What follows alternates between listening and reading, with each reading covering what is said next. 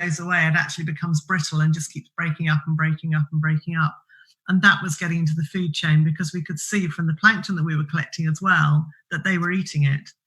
And that was a real sort of dawning for me, because I had to actually think about, how do I make this film? How do I make plankton nets interesting to the general public? Because I also learnt on that voyage about the chemicals associated with plastic and how they have been linked to all kinds of critical disease. So thinking about a radio show, and then I thought, no, we can bring charismatic animals into this. And I thought, of course, the most charismatic of all sea creatures is the blue whale, and they feed on plankton. So that's how it started. Yeah. And I mean, you mentioned the crews, and obviously there are scientists within the film, and obviously science evidence is critical to telling the story. But the story has the film has many memorable scenes within it, having watched it a good few times now. And I'm just wondering, apart from the hard-edged science and the evidence that you were bringing to light and communicating to people, kind of what touched you the most? What tugged at your heartstrings in telling this story of plastic pollution in our ocean? Firstly was the realization that this habit of ours was causing such an issue in the marine environment. I couldn't believe, looking down on this beautiful blue Pacific, the color of the screen behind me, it just looked so gorgeous, and that this was full of plastic. So that was one thing. The other one was, which you'll see, that those who are going to watch the film, is a shearwater chick, an 80-day-old shearwater chick. In fact, we collected 10 that had died on the beach, and opening them up and seeing how much plastic was inside their distended stomachs. And that was so sad. But the other thing, I think, was being in Tuvalu and meeting the families there that are just drowning under plastic waste. And, you can hear about these problems. You can hear about people being affected by it. But when you're taken into their homes and you meet their children and they serve you food, and it just becomes so real what these people are facing. And it was almost like having a bit of a premonition when I was there, because I thought, well, if you imagine Tuvalu as a representative of all the landmass on the planet, it was like looking into our future if we don't do something about this. And we really have to, because we're only a decade or two behind what's happening there. This is increasing in our environment all the time. I live in Cornwall, and the beaches, of course, have been closed to tourists. And all the time when my family and we've taken exercise on the beach, we've been struck by how beautifully clean they are. And now that people are coming back to visit, they'll travel a long way. But what's being left is all the trash on the beach, all the plastic bottles, crisp packets, disposable barbecues. And you think people come here to see this and be part of this pristine environment, but don't even think about what's being left. And that's an attitude we really have to change. And that's what a lot of the work is at Plastic Oceans UK with our education programme.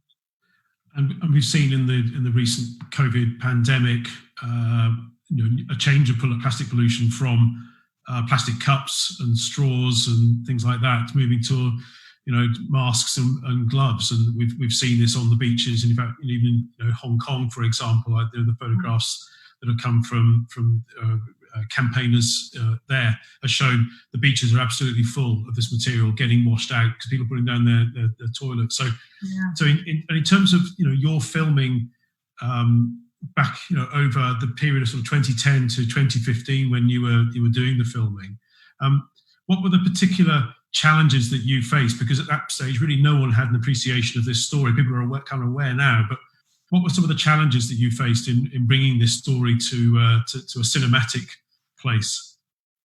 Well, for me, it was quite difficult to stop filming and to stop with all the new stories that were coming in. But by then we had quite a big team. I mean, I'd worked for 2 years before we actually started filming, but even then, with my background of storytelling, it was very much natural history, as it happens.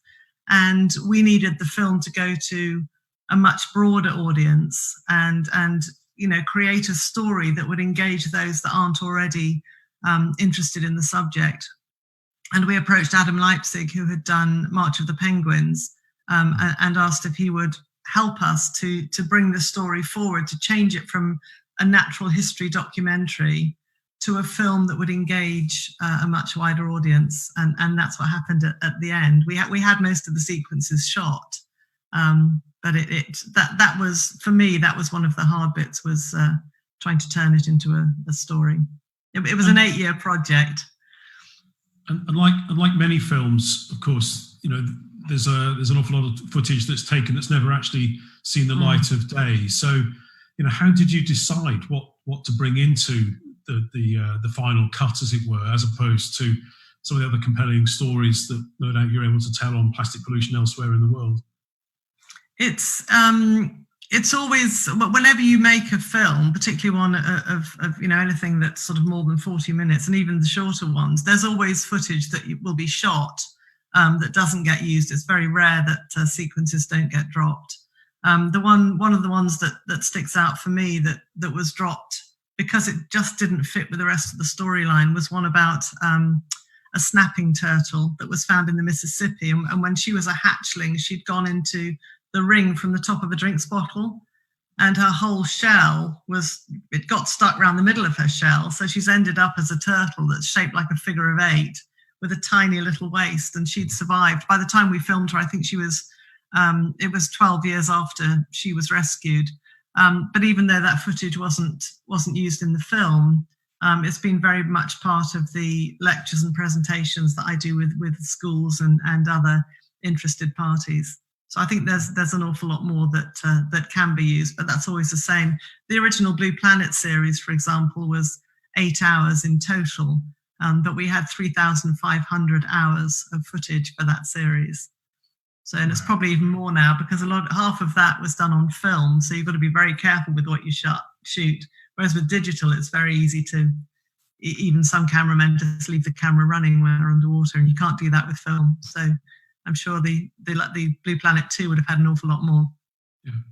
So the film was released in 2017. It's been on web-based platforms. It's been shown in cinemas. It's been shown in countries all around the world. It's been, and obviously it's reached a huge audience and received a good number of awards. I think it's over 15 awards now have been the film's received. So, and in terms of the impact of the film, therefore, and what you're now doing with Plastic Oceans UK as a charity, how is that work continuing? Because demonstrably we can still see plastic pollution in our environment. So what Plastic Ocean is doing now on the back of the film? Well, it's quite interesting how the film became such a tool for change. When we started this, it's 11 years ago, nobody was talking about plastic. It wasn't on the agenda. And even though I approached other NGOs, other than doing beach cleanups, nobody was actually tackling the other end of it. I don't feel that you can keep cleaning up all the time. And there weren't plastic bag bans or anything like that. So what's happened is it's become sort of a household issue. People talk about it, people understand about it. Yes, there's always people that will continue not to make any changes, but I think an awful lot's been done.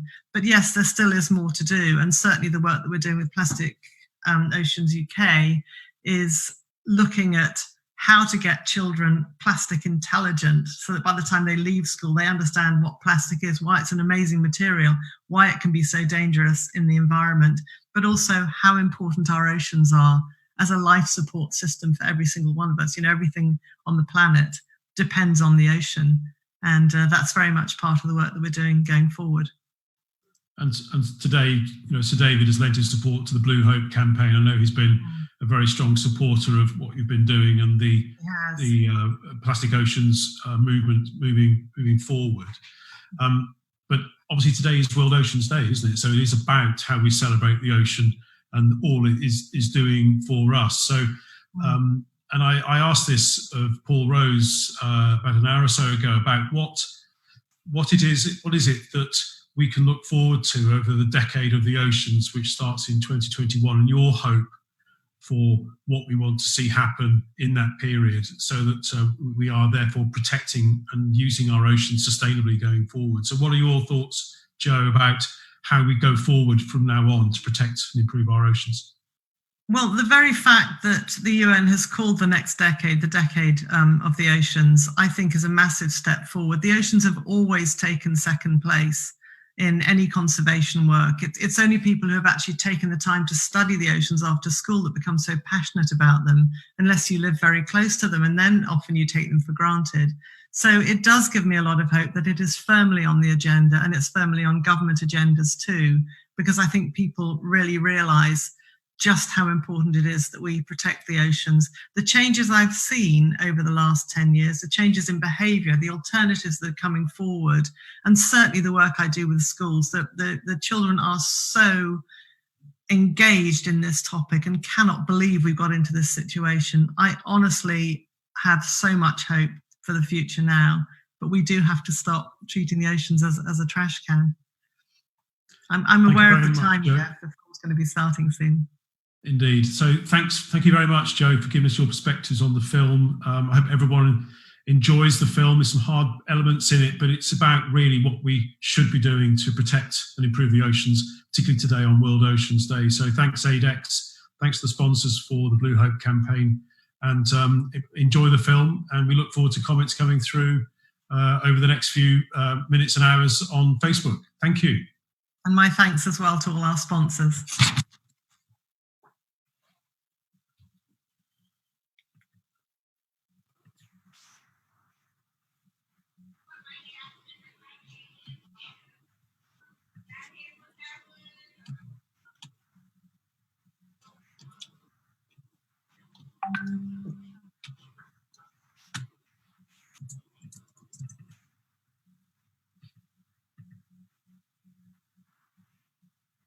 Nora, I assume we've finished.